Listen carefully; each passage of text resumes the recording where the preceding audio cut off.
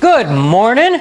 What a beautiful day. It's not 100 degrees like last Sunday. Woohoo! Boy, that was hot. Jan and I have had an interesting time. Some of it, I told everybody last Sunday that when we went to Portland, we were right there at that train derailment and saw, the flames and all of that. That was interesting. And then Monday, the canal break in Kennewick, well, that was our neighborhood. So the front part of our property was washed away, but hey, KIDL replaced it. It's good. Unfortunately for the houses, some of the other houses, they're still not going to be back for weeks in their homes, so that's a shame. So yeah, it's going to be their most expensive break ever by a long shot. But Sandra is not here today, so no. Thank you, oneness blessing. But even more important, no cherries, no eggs. I don't know.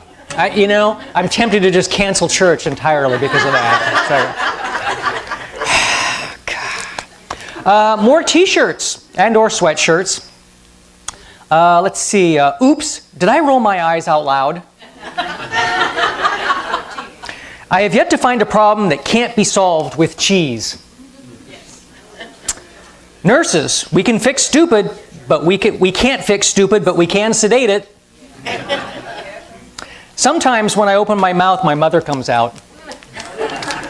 Oops, Jan. That's a good thing. She was. Yeah, see, I was just going to say she was a classy gal, and here this sweatshirt is classy, but I cuss a little too. I drink wine because I don't like to keep things bottled up. All right. Our two patron saints, and by the way, this is the only church in the universe that starts their services with the Doobie Brothers. So, there you go. And hopefully that will never change. So, yeah, one thing. You always like constant in your life sometimes. Well, even though we always have different speakers and we talk about different things, it's kind of a constant. So, and we do have two patron saints by the name of George Carlin and John Lennon. And John said, when we say, war is over if you want it, we mean it. That if everyone demanded peace instead of another TV set, we'd have peace.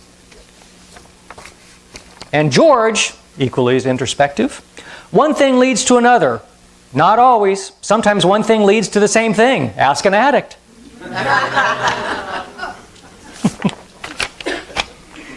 Alrighty. Anybody see Facebook recently? Did anybody see that I got my very own parking space at Sageport Grill? I don't know what's worse. At least I didn't get one at Taco Bell. So, but that really surprised us. So we're going to have fun with that one. But Spanish explorers in the New World discovered many strange plants, animals, and fowls. Among the latter was a huge bird that the Pueblo Indians had reared in domestication for centuries.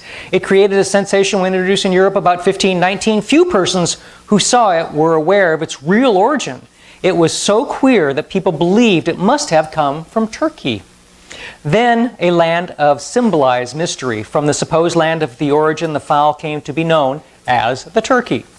On the first Thanksgiving, which took place in mid-October 1621, 4 men were sent out to hunt wildfowl and brought back enough to last a week.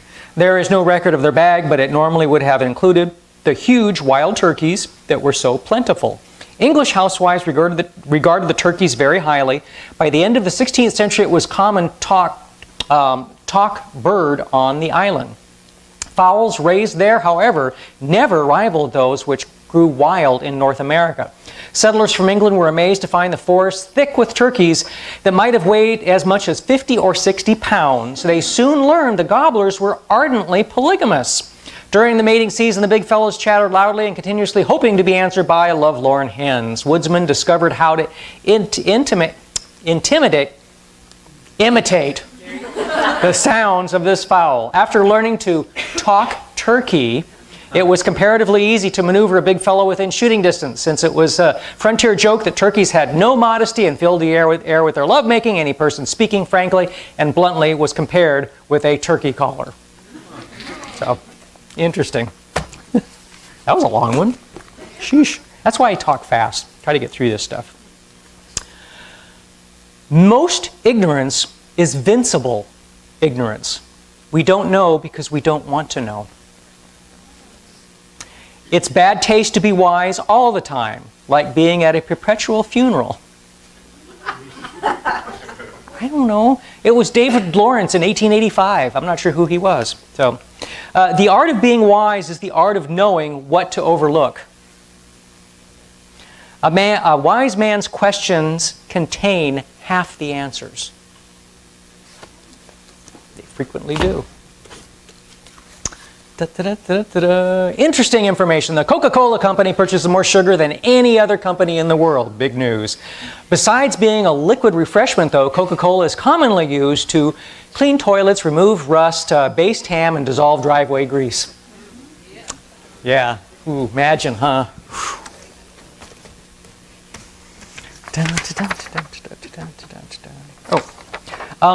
Dogs and cats. If you have dogs and kitties, these next ones for the next few weeks will have some importance in your life. If I didn't have a dog or a cat, I could walk barefoot around the yard in safety. My house could be carpeted instead of tiled and laminated. All flat surfaces, clothing, furniture, and cars would be hair-free. We have a hairy white one, but she's a lover. We'll keep her. One year, I decided to buy my mother-in-law a cemetery plot as a Christmas gift. The next year, I didn't buy her a gift. And when she asked me why, I replied, well, you still haven't used the gift I bought last year. And that's how the fight started. So. Anything else going on this week, today, that I need to know about? That everybody needs to know about? There was something else I was going to talk about this morning. I don't remember what that was. Do you want me to do that now, or? No? Okay. We'll do it sometime. We'll do it sometime. Okay. God has a sense of humor. We got time. A woman was at work when she received a phone call that her small daughter was very sick with fever. She left work, stopped by the pharmacy to get some medication. She got back in her car to find that she had locked the keys in the car. Didn't know what to do. She called home, told the babysitter what had happened. The babysitter told her that the fever was getting worse. She said, you might find a coat hanger and use it to open the door. The woman looked around, found an old rusty coat hanger that had been left on the ground, possibly by someone else who had done the same thing and locked their keys in their car. She looked at the hanger and said, I don't know how to use this. She bowed her head and asked God to send her help. Within 5 minutes, a beat-up old motorcycle pulled up. A bearded man who was wearing an old biker skull rag on his head. The woman thought, what? This is what you sent me? However, she was desperate. She was also very thankful. The man got off his cycle, asked her if he could help. She said, yes, my daughter's very sick. I stopped by here to get some medication. I've locked my keys in the car. I must get home to her. Please, can you use this coat hanger to unlock my car? He said, sure. We walked over to the car, and in less than a minute, the car was open. She hugged the man, and through tears, she said, thank you so much. You're a very, very nice man. The man replied, lady, I'm not really a nice man. I just got out of prison yesterday. I was in prison for car theft. The woman hugged the man again, and with sobbing eyes, cried out loud, oh, thank God, you even sent me a professional.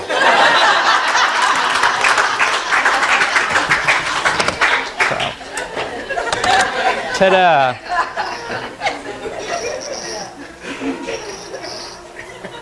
There we go. Hey, I think I have... I thought I remembered the song. Now I'm not positive. May have been this one or another one that I had rolling around in my head. Oops.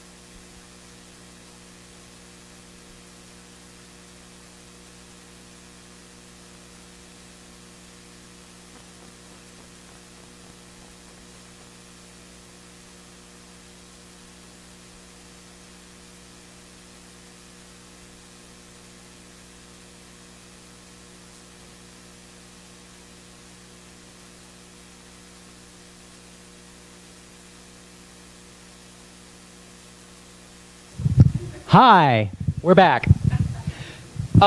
We are so fortunate. Do you know what that is? I'll go look. Thanks. We speak sign language. We are so fortunate to have very, very talented people in the church that actually can do a Sunday service for us. It's wonderful, wonderful. Our guest today, which she's really not a guest, she's been coming here for, I don't know, 10, 15 years, long time.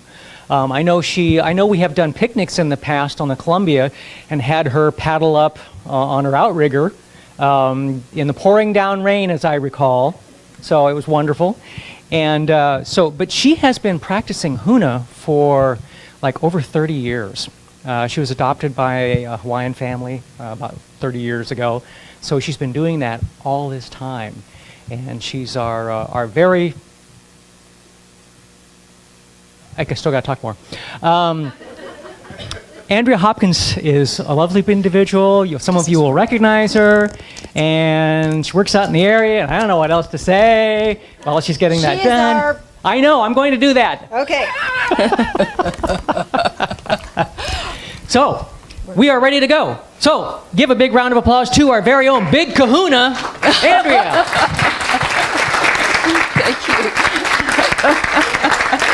Thank you.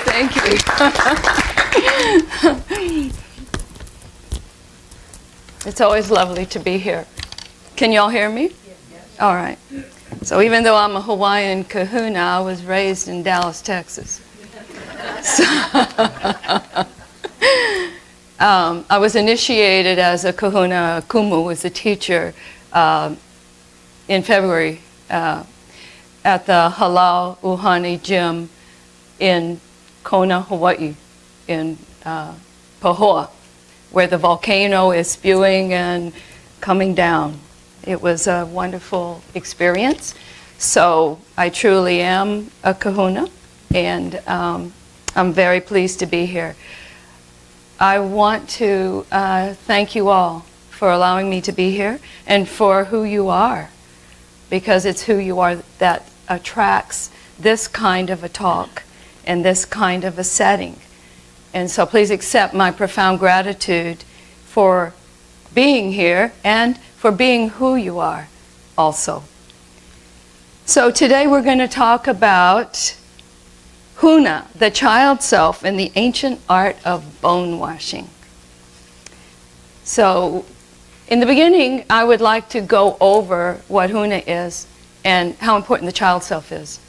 Because until we have a very good appreciation of the child self, we may not be as appreciative of techniques to clear traumas from the child self, one of which is bone washing.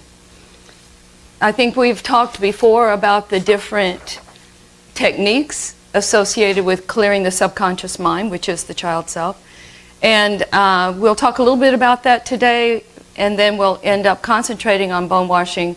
And then, as long as y'all are willing, we'll do a ho'oponopono prayer and do some clearing in that fashion as well. And then perhaps there will be some mini sessions of bone washing that we can talk about. To begin with, we always begin with a chant, and the chant calls in God, and God is love. So Eala E is hello God, and it's also awaken. And the chant says, hello God, awaken everyone, awaken sky, awaken earth, awaken sea, awaken mountains, awaken the Kalikiku, which is from the horizon up, and Kalikimoi, which is from the horizon down. Everyone wake up, because love has arrived. And it goes like this. Eala e kahikiku, eala e kahikimoi, eala ho'ia ua hikimai oi, ua ala kalani, ua ala kahonua, ua ala kauka, ua ala kekai. A kahika ke o ke aloha e hikimai au. A kahika ke o ke aloha e hikimai au. A kahika ke o ke aloha a hikimai au. The foremost thing that has happened is love has arrived. So, what is the point of huna, What is the point of dealing with the three selves? The point is, we can use the principles of Huna to integrate ourselves. The key to happiness and love is fulfillment of our purpose on earth. Our purpose is to become integrated, body, soul, mind, spirit. The high self, the adult self, and the child self. Integration is dependent on accessing the subconscious self or the child self. The child self connects directly to the high self, and the child self can become one with the high self. The middle self, or our conscious self that we use every day, is brought into that triune nature so that all is collected together and integrated. This becomes self-realization. When we're all connected to the high self, then we are self-realized, which is our purpose for being here. So Hawaiian teachings assist in understanding our triune nature and point the way to the child self and to the fact that the child self is key. So the focus today is clearing and healing the child self through practicing forgiveness. Forgiving ourselves and others for past mistakes, embracing gratitude from others, and removing traumatic memories through bone washing. And remember, love and the high self are one. So there are three selves. Huna explains that each one of us is a composite of three selves: the child self, also called unihipili, the adult self, or uhani, and the high self, the aumakua. The aumakua sits with the energy right at the heart and then above. The adult self sits here. These are selves, spirits. This is just a spacesuit. This thing to carry these selves around. And the child self sits from the heart down to about the solar plexus area. Psychologists call the conscious mind the adult self. And the high self is what psychologists would call the spirit self, or the supraconscious. The point of the everyday Huna practices is to integrate all of these selves. So let's ask about the child self. Who is in charge of our subconscious mind? To whom have we given permission to sway our subconscious thoughts? Have we given away our power? How do we regain our power? Where does the conscious and superconscious minds live? Where does the subconscious mind live? Why is the subconscious mind so important to our spiritual evolution and happiness? So, the subconscious mind stores trauma. Trauma is stored in the body. Because the subconscious mind, or the child self, speaks directly with the high self, and through that communication causes the manifestation of things in our lives. If there are traumas, fixed negative beliefs, guilt, shame, unforgiveness, the child self is too ashamed to take our message to the high self, and there's a blockage. So then we are relegated to just reproducing traumas from our memories over and over and over again. So how many times have you may have thought, I'm done with that. I'm done with that habit. I'm done with that grief. I'm done with that guilt. And then it shows up again. And then you knee-jerk into some activity that causes it to build on itself. Maybe another fight with your significant other. So these fixed beliefs and thoughts and traumas are triggers. They're like triggers. And other individuals can be going about their lives and not even thinking about you, and then they say something and it triggers you. Well, that's the memory and the subconscious mind. And so the point is, let's heal this and release it. Let's get these things out.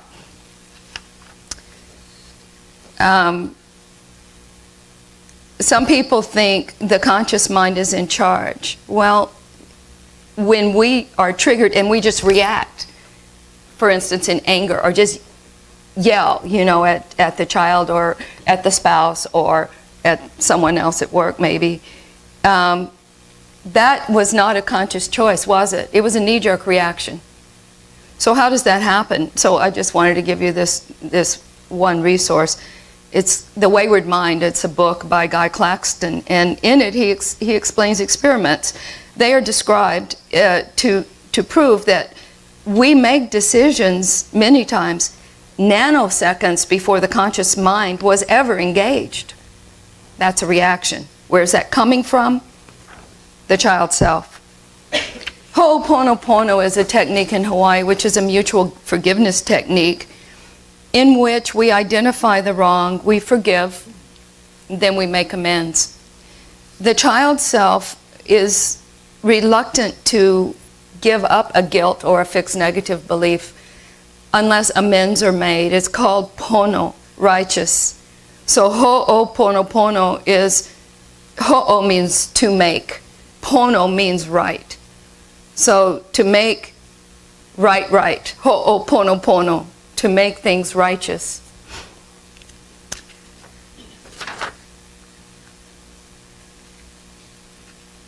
Sometimes it takes some investigation to understand what the child self is upset about, what's in there.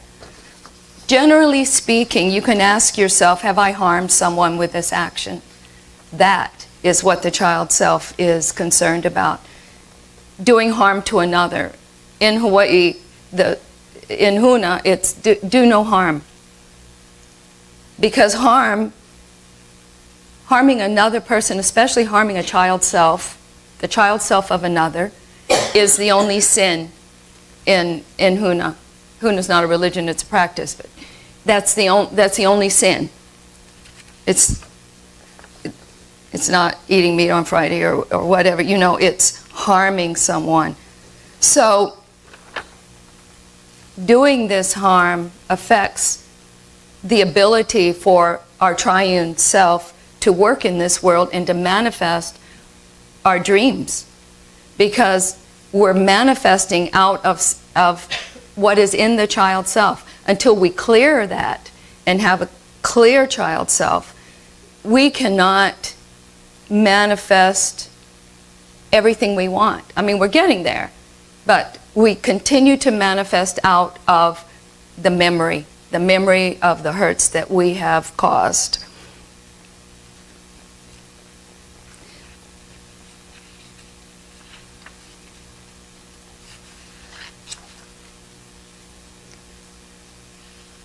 So just as a quick review, the high self, or the Amakua, is a higher spirit self, always in a state of readiness to help the Yohani and the Unihipili, and will not act without permission to act.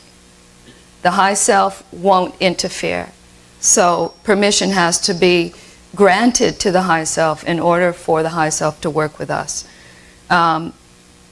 It also has what's called mana loa. Mana is grace, or prana, chi, ki. Mana is the Hawaiian name for that.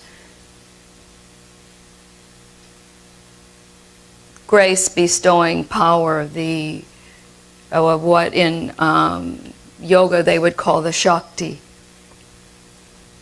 So the Amakua has that mana loa. The child self has mana.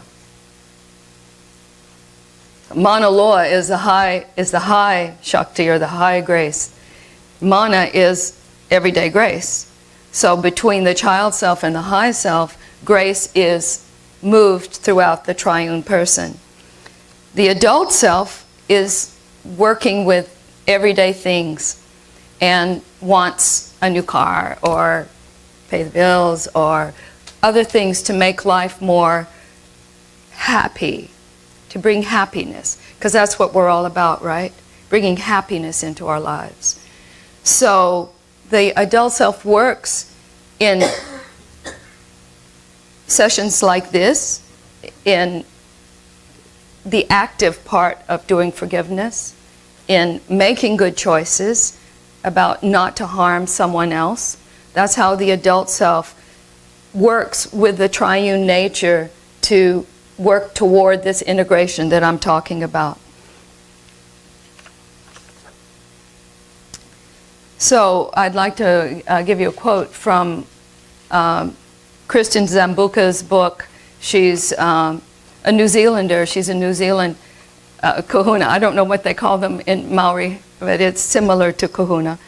And she talks of the different aspects of the selves, and one of whom is the seer. So this is what she says. For the lower mind is childlike. All emotions arise from it.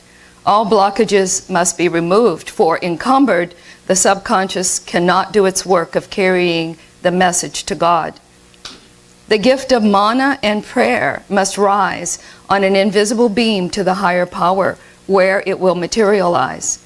Go to this higher awareness for help, and let it guide your life, for it is man's share of the power called God. Man is not expected to be simply absorbed into this thing called God and escape the rigors of his worldly life. He must meet the demands of his life in the flesh and be helpful to all other forms of life around him. And he may ask for his share of life's bounty.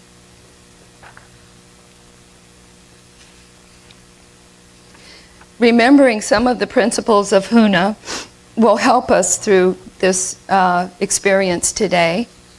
The world is what you think it is. So everyone's world is a hologram. It's what each individual person thinks it is. We share a common reality to a certain extent, and our individual experiences, our individual lives, are all our own universe, our very own universe. So what we think is what our world is. So there are umpteen thousand million billion trillion to the 15th power times 2 universes. I knew you'd like that, Mike.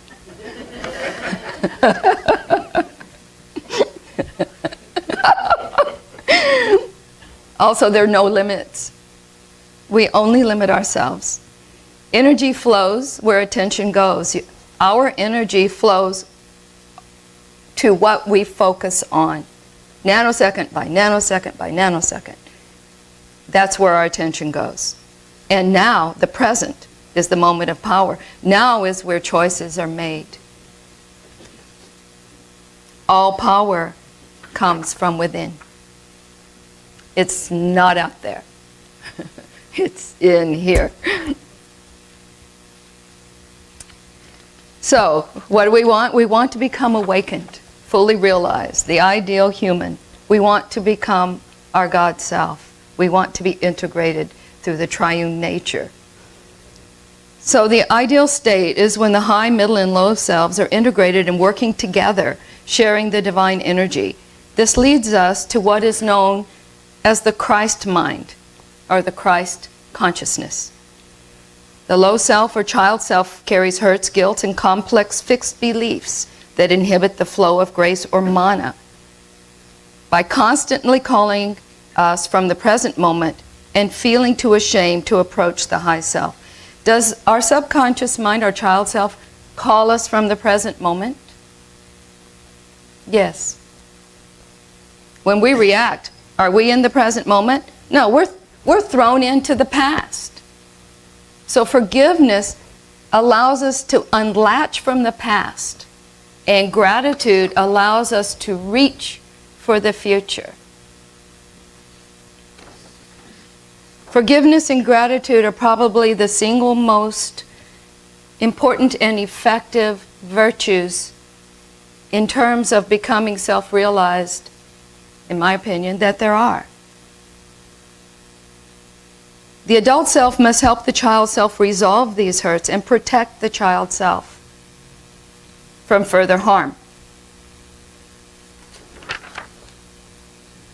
So then I'd also like to quote Rumi, the Sufi poet. Everything you see has its roots in the unseen world. The forms may change, yet the essence remains the same. The source they come from is eternal.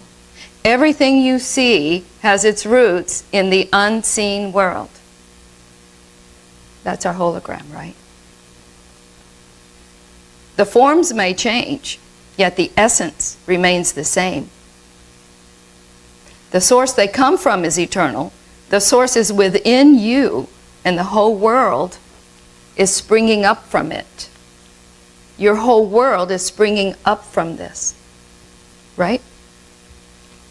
Or not, but I think it's right.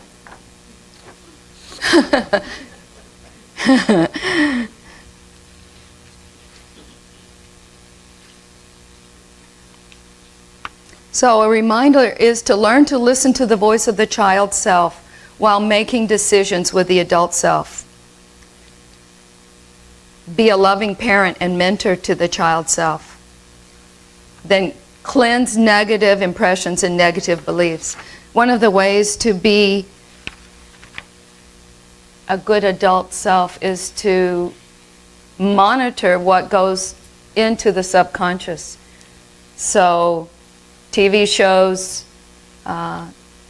negative places, violent shows and games. The child self is picking it all up. It's like that computer robot, which I love. And he said, input, input. Remember him? More input. So that's our child self, input. So whatever you input, be sure that it's positive. And don't, my caution is don't fill your subconscious mind with a bunch of negative junk that's going to come visit you later. So that's why I brought this boomerang. What happens with a boomerang? It comes back to you, right? So whatever you throw out, it's coming back. And whatever you input, you're going to throw out, unless you clear it. Also from Kristen Zambuca, the Maori kahuna, this is from the seer. The seer says, the seer is the high self. The seer says, know that you will not find heaven by roaming to far and exotic places on this earth. You need only the movement that has begun in your consciousness. Stretch into God by inward gazing. Work with your triune nature. And you will make your own heaven wherever you go.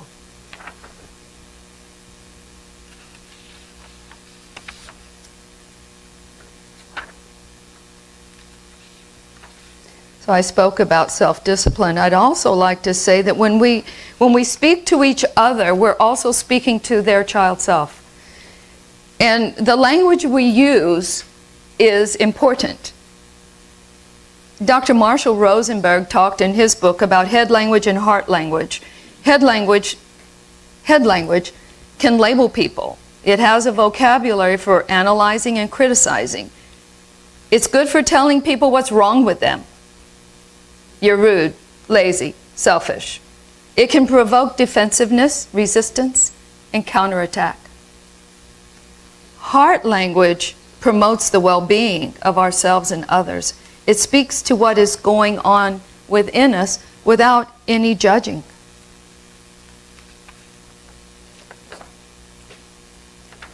So forgiveness is one way to, forgiveness is a major way of releasing these negative impressions, hurts, and guilts from the subconscious mind or the child self. So how do we forgive? I believe it's a grace from God. We ask for that grace. We say, dear Lord, please help me forgive. And then we use our will to make the intention. And then we work with the child self to let it go. One of the prayers that Huna uses, and it's from Morna Nalamaku Simeona, a kahuna lapa'au, who was named a national treasure by the state of Hawaii for her work with clearing the child self, for her work with Lomi Lomi. And her prayer is, this is the shortened version of it. When something comes up and you're triggered, you reach for God and you say, I'm sorry, please forgive me, thank you, I love you. I'm sorry, please forgive me, thank you, I love you. This prayer can be used about everything. I've used it about my car, you know. And what it does is, I mean, some people glitch on that. What do you mean I'm sorry? Please forgive me. You're the one who did it. You're responsible. You tell me you're sorry. I'm not going to tell you I'm sorry. So when you have that image in your mind of that person who hurt you and you're doing this forgiveness technique, you're not saying, I'm asking you to forgive me, or I'm forgiving you even though I know you did it. You're saying, Father, please enter this situation. I'm sorry. Please forgive me. Thank you. I love you. Father, please enter this situation. I'm sorry. Please forgive me. Thank you. I love you. To raise the mana, I'd like for us to do some ha breaths. This is from my Kumu. Kumu is teacher. My Kumu, Harry Uhani Jim, who wrote this book, Wise Secrets of Aloha. In case anyone would like to get it, I highly, highly recommend it. So a ha breath is to breathe in air through your nose and then so we're going to do 3, just regular. Then we're going to do 4 in a moving fashion. So I will explain that. First, let's do the 3.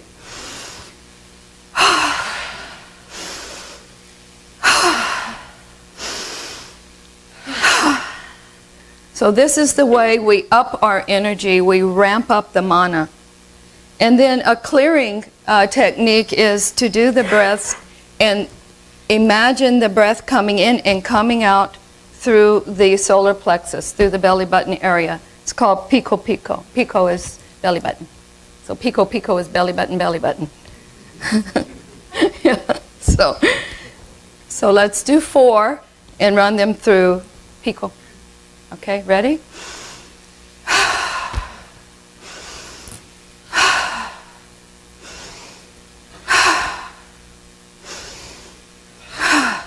Oh, there you go.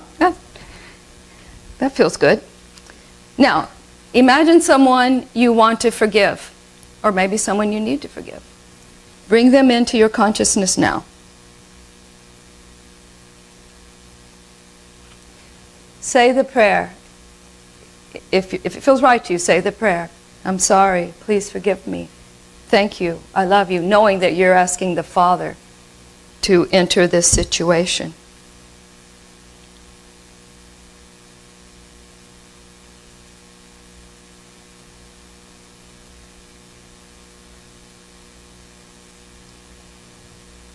Okay. Now imagine someone who is grateful to you for something that you have done, some grace you have given them, some benefit. And you haven't fully received their gratitude yet.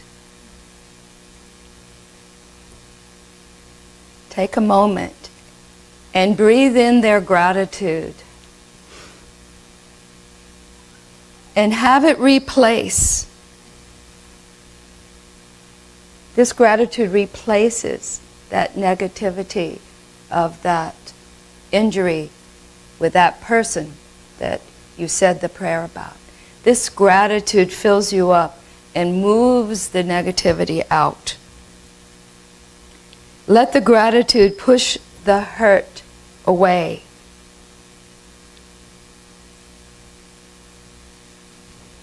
Out of the now. And release it as gratitude fills your being.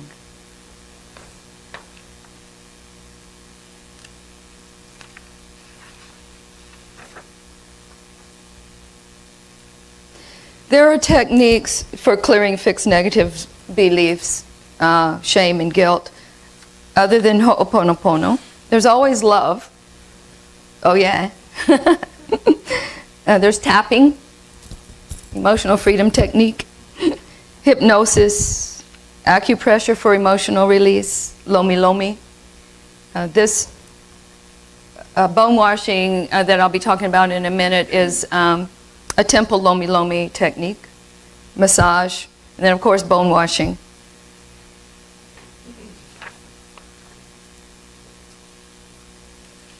So I'd like to do another technique, which is using the love light. It's La Akea, the sacred light of God. Imagine yourself filled with love light, whatever that looks like for you. Extend it throughout your environment. Speaking to the light, ask it to harmonize this place. Harmonize the energies around me. Harmonize the energy between us. Keep me in peace and harmony.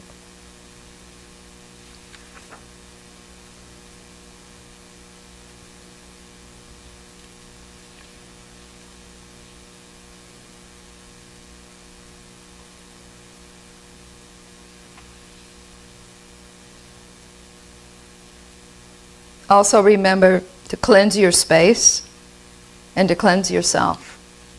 There's an ancient Hawaiian formula that we use with soap, and I have some soaps, which actually clears your auras. I brought some for you.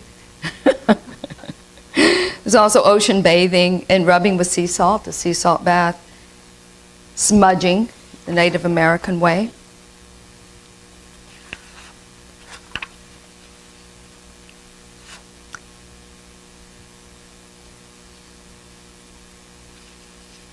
So then I wanted to talk about love, since we brought love in, and talk about what Jesus said.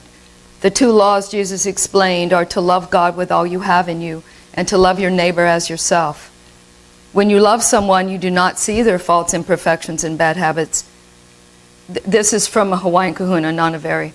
When you love someone, you do not see their faults, imperfections, and bad habits. You only see the God nature within them.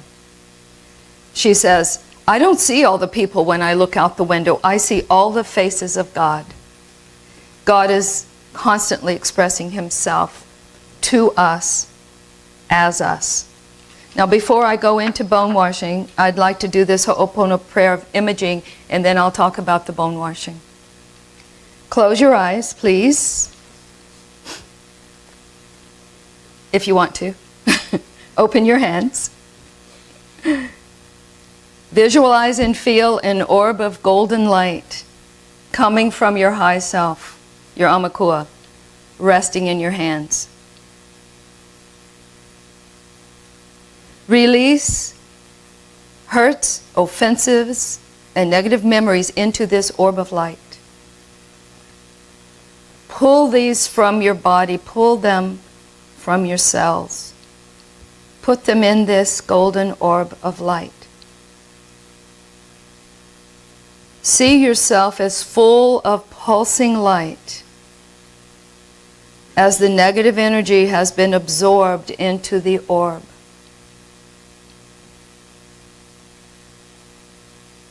Release this orb back to your Amakua, who will transmute the energy.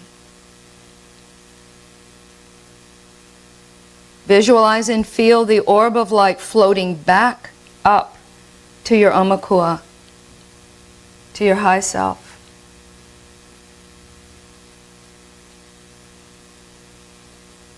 And give thanks for this great blessing.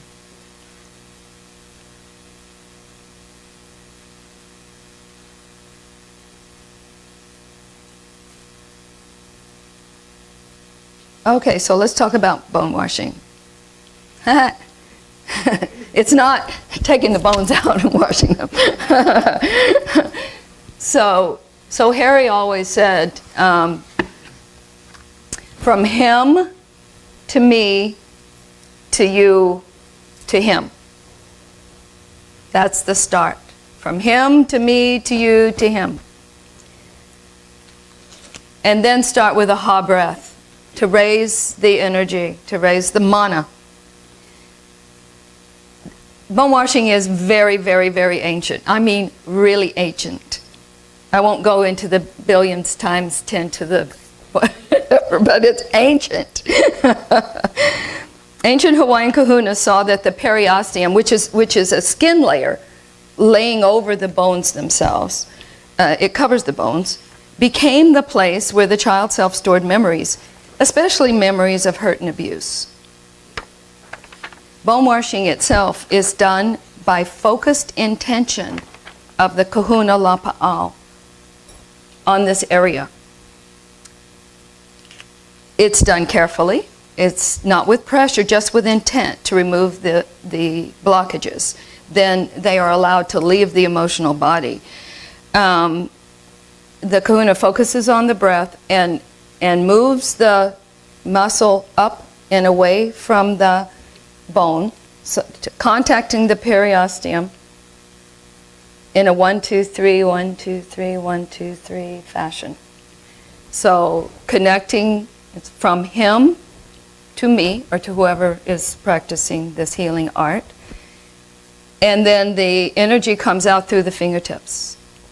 Then this energy is used to focus with intention into the periosteum. And elements of trauma begin to surface in the conscious mind of the receiver as well as the healer.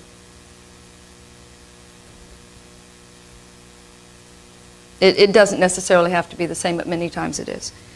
The stagnant energy that has been removed is channeled into the earth or disassembled and coalesced. What I do is what I ask to be done is to disassemble the energy as it's pulled off. I throw it into this green light, which disassembles the energy, and then it just falls like ashes. So both methodologies work. Once the blockages are removed, the energy can circulate more freely. The energy moves in the body in a figure-8 fashion, so you want that constant flow. And when there are blockages within the child self, the unconscious mind, remember, subconscious mind, the energy does not move as freely. Harry used to call it making space. He calls it making space. We're making space within the body, within the selves that are housed by the body, okay? But the child self has used the body to stuff things. And, you know, I first became aware of something like that, only I thought it was the muscles. Because remember, I've studied Huna for a long time, and I used to run the Honolulu Marathon every year. And as I was, you know, when you run the marathon, you don't just jump up and go run the marathon, right? You jump up and you run 3 miles, and then for a while, and 6 miles for a while, until you get up to 18 miles for a while, and then you may do a 20 or a 22, and then you do the marathon. But as you're doing all this, you know, it takes time, and your muscles are working. And I noticed that impressions would come up of things that happened to me, and I'd start crying. I'd be running along, and it's good, you know, and then they would leave, and I would be clearer and clearer. So I had the idea that it was stuffed in the muscles, the musculature. That's where the traumas were stuffed. But in actual fact, they're stuffed into the periosteum, and the muscles moving across it, you know, your leg, it released the traumas up to the conscious mind, and then I could deal with them. You know, many times our traumas, and you know this from people who have had hypnosis and so forth, many times our traumas are really stuffed, and we don't know that they're there. But that's what happened with me. So I went to Expo, and so I knew how to do bone washing, and I put it on my card, but I put it after Reiki and space clearing because it sounds funny, you know. So I said, oh, I do Reiki and healing touch and space clearing, and oh, by the way, bone washing. And so I was at Expo, and I thought I was there to sell my soaps that clear the aura and bath salts. And it wasn't really happening. And I thought, oh, well, maybe this isn't for me. Maybe this isn't the thing to do. And then my friend came over and brought her sister. And so she picked up my card and she read it. And she said, oh, bone washing, what's that? So I said, oh, well, you know, and I explained what it was. So she said, well, I want you to do that to me. So I said, okay, sit down.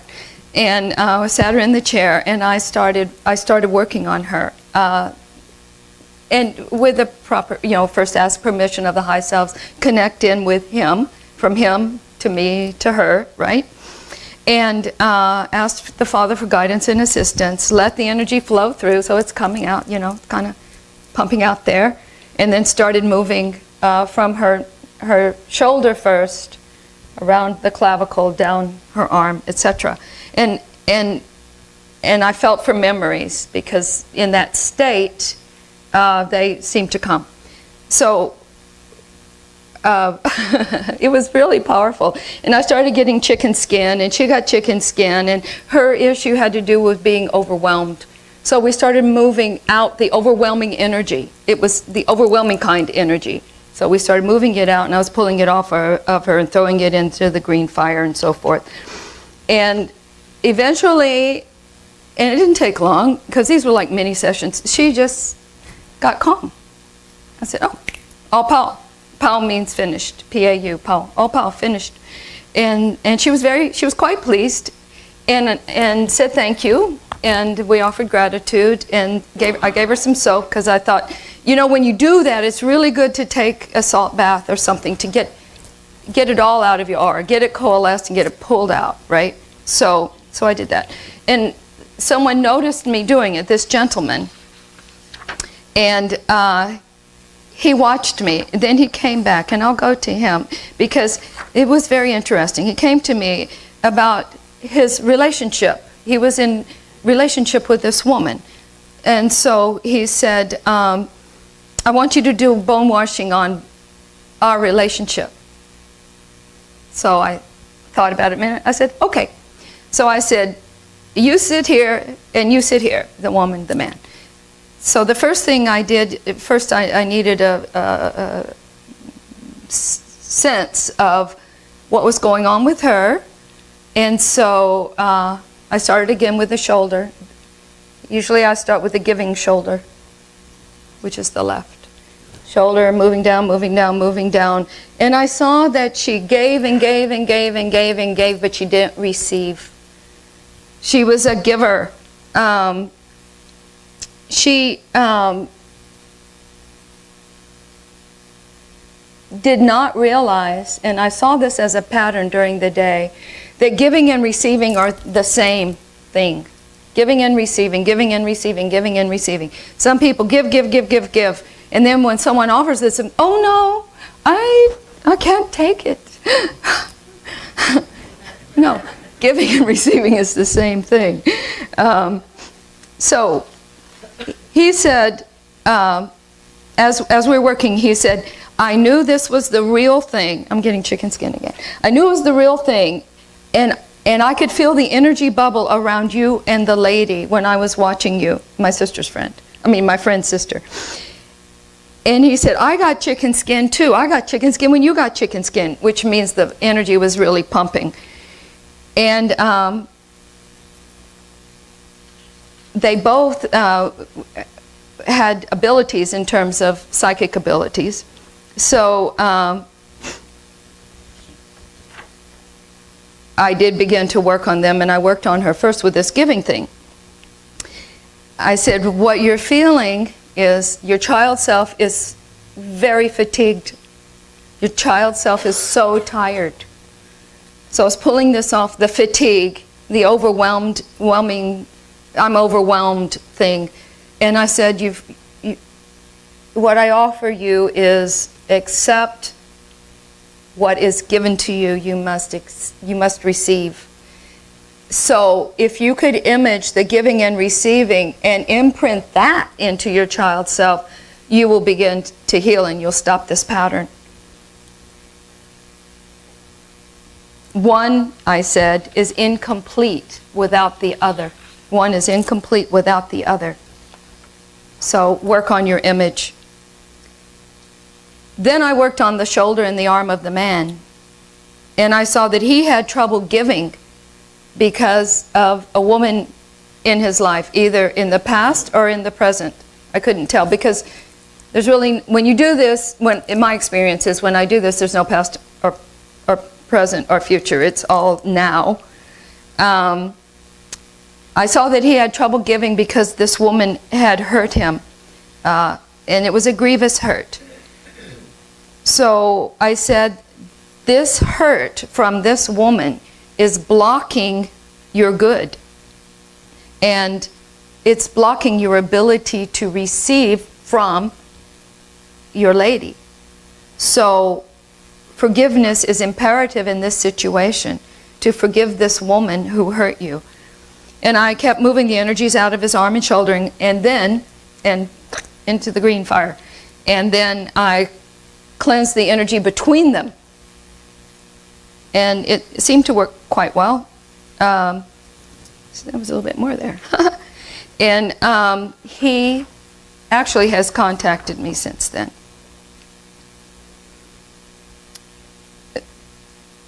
The giving and receiving was a pattern with some people who came to me that day. There was a lady who also had fatigue from giving too much. Giving. Her daughter had lost some children, and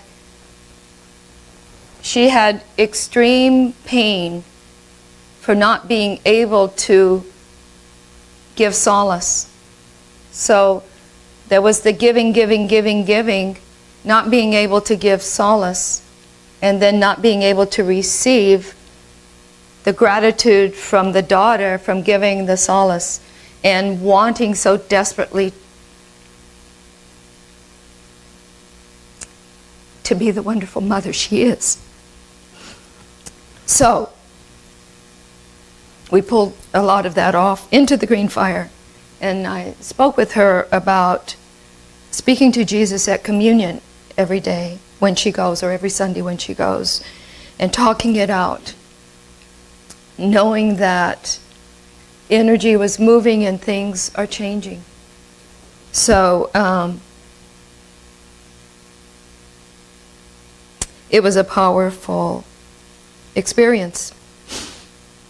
There was also a lady who I worked on who had I said, this is the only time I went to both shoulders at once, and I said, who do you want to embrace? What is it about embracing? And when we got down into it, the issue was a pattern of men promising fidelity and longevity. We're going to have this relationship, and then cheating and leaving. And so this trauma would repeat itself. And so we worked on it. We pulled stuff off into the green fire, and we talked about replacing the image that was in the subconscious with another image, an image of someone in her life who was upstanding, integrous, didn't cheat, didn't lie, and was honorable. And this was a relative, an older relative. And so I asked her, please, when this comes up, change the picture. Put this relative there and move toward that as your goal, that situation. And then it came to me that perhaps performing the 9 First Fridays, would be really a wonderful thing to do. One last example, and then I want to do the whole Ho'oponopono prayer. If we can. This one, there was a lady who came to me, and she lived in Hawaii. She lived on the island of Oahu, and she and her daughter and her family had moved into this house. And I saw the house when I was working on her, and it was a white house against a hill, green hill. And she said when they were moving in that the neighbors all stepped out of their house and stared at them and didn't say a word. They didn't say a word, they stared. And she thought, oh, maybe it's because we're Haole, we're not Hawaiian. But anyway, they moved in, and things began to happen. She said there was a rain cloud over the house that didn't rain anywhere else. And there was a circle of butterflies that went around and around the house. And then when they moved in, things began to happen. This man came out of the wall at her, and she froze in fear. And so I sat her down and I said, we're bone washing. I started pulling that fear off and everything. And I said, call on the light of Christ. She said, someone had told me in a situation like that, you call on the light of Christ.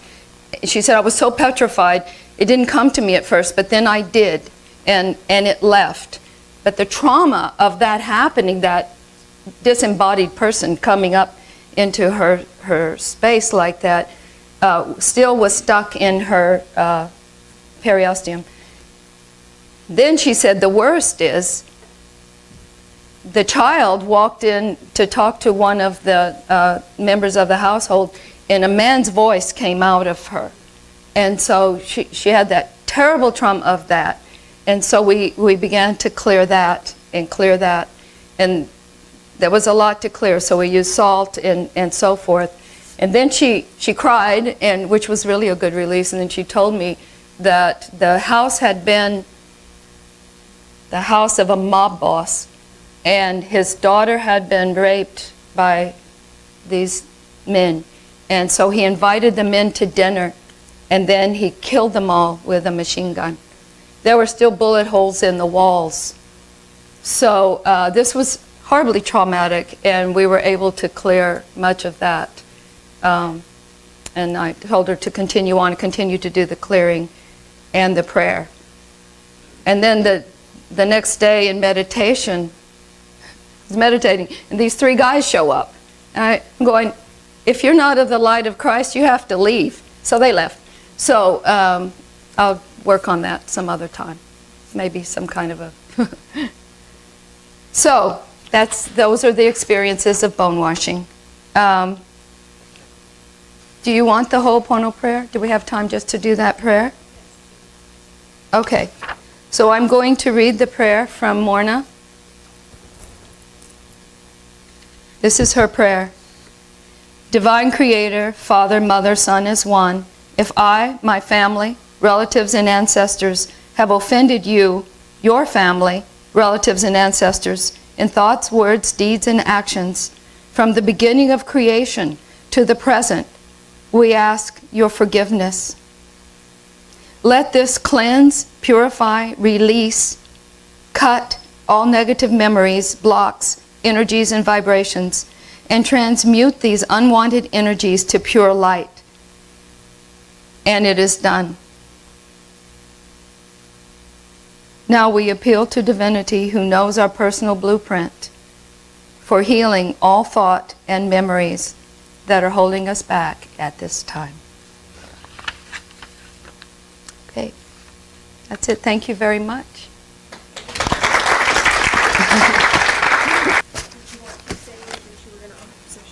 Oh, yeah, I can offer some mini sessions of bone washing after church if people are interested. I've got a couple that want. I got 3 here. Okay. Just see her after church. See me after church and we'll figure that out.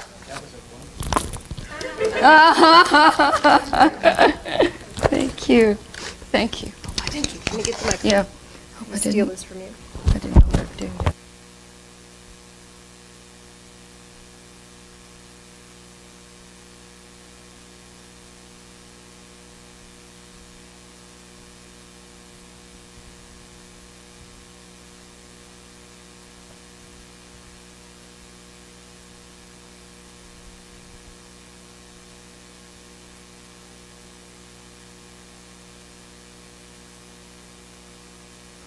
Good news is, for the people in the back, the new chairs are coming. So, don't know when they'll be here, but They're on their way. they're on their way. Communion. This is your opportunity. Like Andrea was saying, this is your opportunity to talk to Jesus. Talk it out. It's a physical symbol of our spiritual connection with divine, whatever that is for you. We have unleavened bread if you like the tradition of that. Rice cakes if you're wheat intolerant. A lot of us have gluten issues. And animal crackers if you want to honor a Native American pathway. Whatever works for you works for us. So would you join us in prayer, please? Loving Spirit of light, thank you for the healing and clearing and the grace that you offer us. We ask that you walk with us in all things. These things we pray in the name of Jesus. Amen.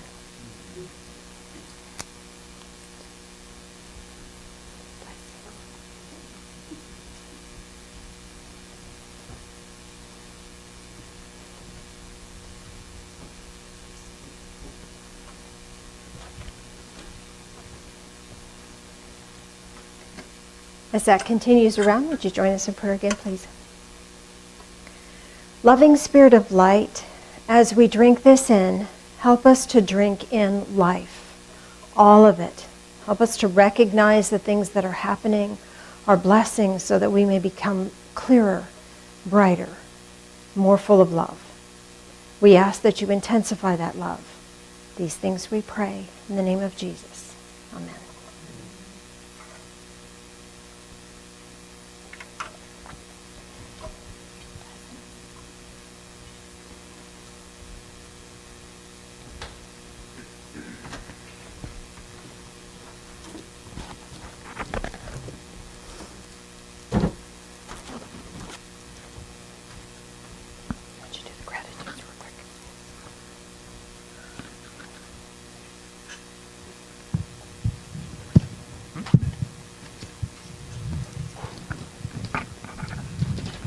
These are in the gratitude box in the back. So, I am thankful for the friends and God love me and are always there for me.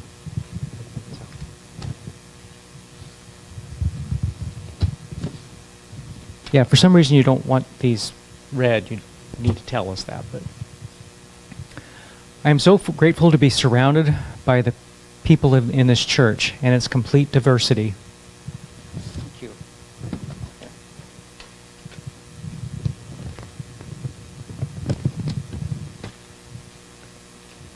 For Dream Quest 16. Cool. I guess that would be for you too. Thank you. Sure. Any volunteers? You know, I think it would be perfect if, boy, both Andreas are sitting right there. Man, do you want to do this?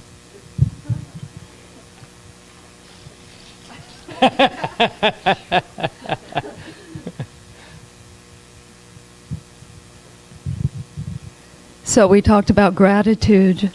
I'm so grateful to have you all in my life and have this church.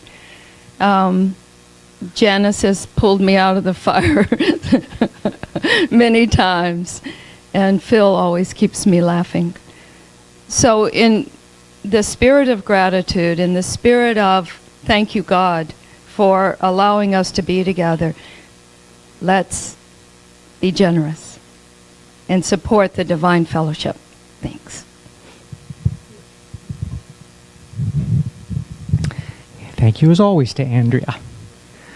Oneness blessing is not today, so next month, unless Sandra decides and William decide to change that, but it'll be back again next month. All services always start with Qigong in the back on Sundays. Tomorrow is the Emotion Code with Crystal. Essential Oils with Cindy McKay on Tuesday. She's not doing it? Okay. No essential oils on Tuesday, so take it off your calendar. Interchange with Sandra and William on Wednesday. Thursday, Shaman's Journey with Janice and ARE. And on Friday and Saturday is the A-Word class with Josie. Talk to Josie. Raise your hand, please. Thank you. And what else? Oh, Happy Father's Day is next Sunday. Drumming. Are we doing a drumming? Yeah. Okay, cool. So bring your drum next Sunday. If you've never been to a drumming service, I want to try that out. It's different. I had one. My business. She wanted to come to church one day. We were out of town that weekend. She didn't know it. We didn't know it either. But we take like maybe one Sunday every year or two, if we're lucky, and are not here. And so she decides to come that one day when there was drumming. Never went back. Didn't quite understand what we were doing.